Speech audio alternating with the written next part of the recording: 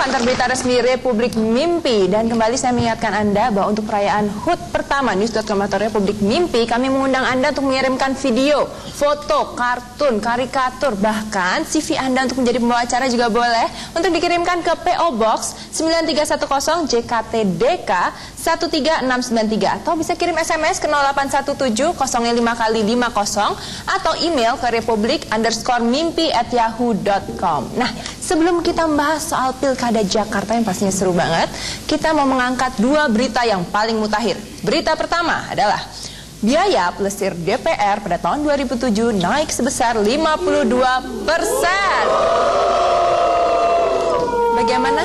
Mungkin Gus Pur ada tanggapan? Ya, saya tuh kan nggak pernah meleset ya. Anggota DPR itu senangnya ya plesir. Makin lama makin senang plesir. Dulu kan saya pernah bilang DPR-nya taman kanak-kanak. Pak Habudi ada tanggapan? Sebab yang sering dijadikan alasan mereka itu pergi ke luar negeri untuk mempelajari teknologi. Saudara sebagai pakar teknologi, ada pendapat soal ini? Ya, begini ya. Jadi sebetulnya kita bisa pergi ke luar negeri untuk belajar teknologi. Ya. Tapi ke luar negeri yang ada di masa lalu. Oh? Ya, tidak mahal biayanya. Misalnya, Ya. itu belajar teknologi ke kerajaan mana, Saudara Habudi?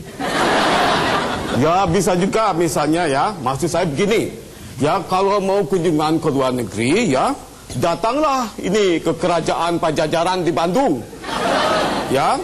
Lalu Kerajaan Sriwijaya di Palembang. Dan Kerajaan Tarumanagara di Grogol, Jakarta Barat. Ya.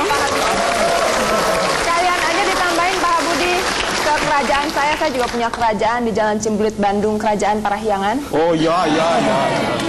Oke, baiklah, mungkin Bapak Ucup Keli ada tanggapan? Bicara masalah sejarah, ini maknanya sejarah itu setahu saya jangan diarah-arahkan. Oke, ya. Artinya kalau kita bicara masalah kerajaan Pak, nggak mungkin kerajaan kok di Grogol itu nggak ada. Yang ada itu di mana Pak misalnya? Di Jogja dan di Jakarta itu ada. Satu kerajaan ada di dua kota. Yang pertama? Ya, Kerajaan Mataram. Oh ya.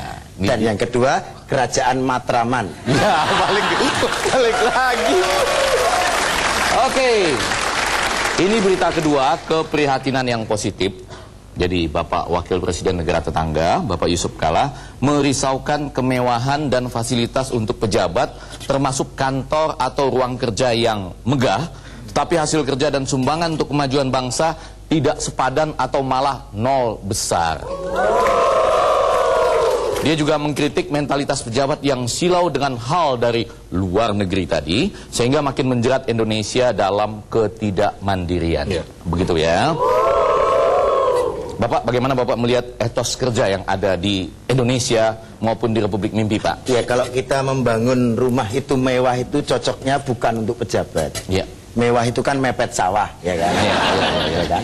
Makanya salah kalau pejabat. Kita bicara etos kerjanya. Etos kerja, Pak, ya. Karena negara kita ini beda dengan negara luar.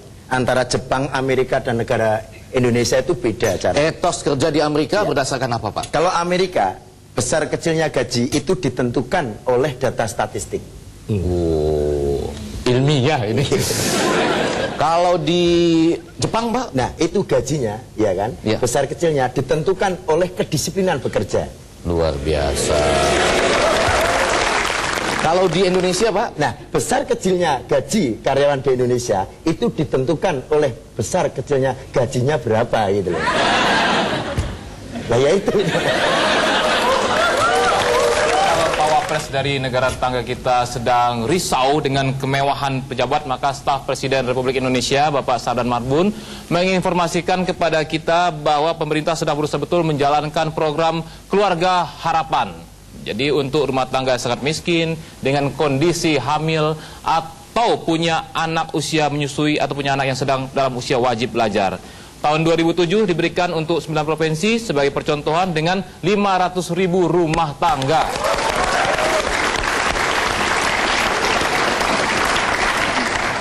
Saya setuju. Ya, kita turunkan kemewahan dari kantor-kantor para pejabat. Ya. Lalu kita berikan kepada keluarga miskin. Itu baru namanya high tech. Oke? Ya.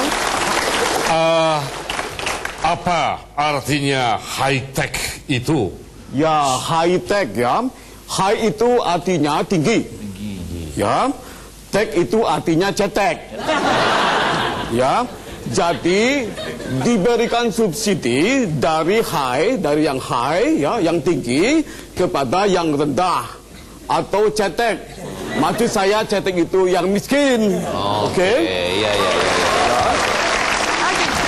Baiklah, sekarang kita akan bahas soal pilkada di Jakarta. Dan di antara kita sudah ada pakar politik perkotaan, Bapak Andrinov. Selamat datang, Bapak. Dari tepuk tangannya. Dan juga peneliti dari Puskapol UI, Bapak Miftah. Keduanya adalah tokoh-tokoh muda. Selamat datang juga, Bapak. Ya. Sebentar, Olga. Pak Ucup Geli, Bapak kenal ini namanya Bapak Dr. Andes Andrinov MSI. Ya, saya kenal lama, dulu satu kampus. Ya. Ilmiah ini. Dan titel yang diberikan kepada Pak Andrinov ini cocok. Iya. Kayak DRS, MS ini memiliki makna. Kalau DRS Pak artinya? Nah, DRS itu di kepala rambutnya sedikit. MSI? Nah, makanya samponya intens dong, Pak. Oke. Ya, sebelumnya saya ingin bertanya kepada Gus Pur, apa Gus harapan pada pilkada Jakarta ini? Nanti kalau saya jawab ya, gula darah sama tensi saya bisa naik lagi. Saya tuh heran terus terang, ada pejabat yang pernah di penjara tuh, sekarang aktif lagi di KPUD Jakarta. Terus ketua Panwasdanya itu juga layak diganti karena dia pegawai negeri sipil. Jadi ya, kalau milih Panwasnya aja salah, mau ngawasin apa lagi? Iya. Pada Gus, menurut Pos Kota ada sebanyak 1.932 pelanggaran semasa kampanye, Gus. Ya. Saya juga khawatir dalam pilkada ini lagi-lagi terjadi kebohongan karena ada hasil sebuah lembaga survei yang melakukan tracking survei.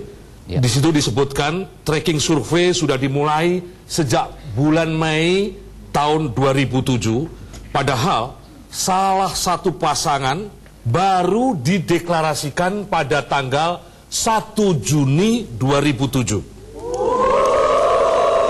Nah, saya ingin bertanya pada Bung Miftah, peneliti muda dari UI, apakah tracking survei bisa berlaku mundur sebelum satu pasangan dideklarasikan?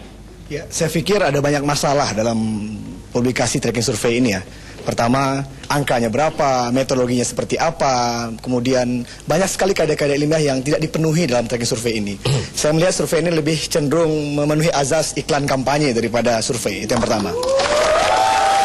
Yang kedua, yang bisa saya lihat di sini adalah tracking survei itu kan sebenarnya adalah menguji popularitas atau tingkat keterpilihan warga terhadap kandidat yang sudah ingin maju untuk merebut jabatan-jabatan politik. Ini artinya dia harus dulu diumumkan terlebih dahulu, baru kita bisa tahu ukur. Jadi ini saya berpikir ada semacam rekayasa yang agak aneh dan tidak bisa dipertanggungjawabkan secara ilmiah, saya pikir.